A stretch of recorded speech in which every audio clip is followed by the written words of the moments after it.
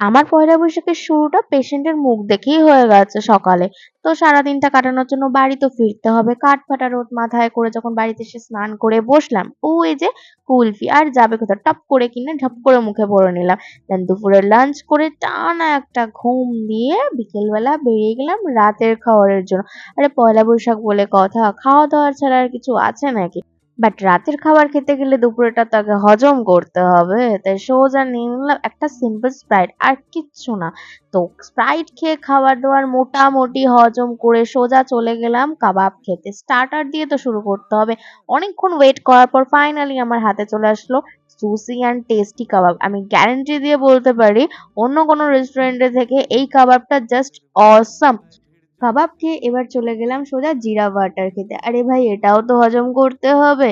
দেন চললাম বিরিয়ানি খেতে। কোথাও যাওয়ার সাহস না পেয়ে সোজা অশোকনগরের আমেরিকান দাদার বিরিয়ানি।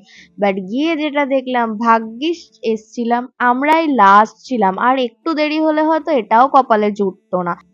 আমার মুখ দেখে বুঝতেই পারছো কতটা বিধ্বস্ত হয়ে খেয়ে উঠতে হয়েছে, মানে এত খাওয়া ভাই। তো যাই হোক, আমি তো চললাম বাইরে। তোমরা কিন্তু সাবস্ক্রাইব করতে ভুলো না। টাটা।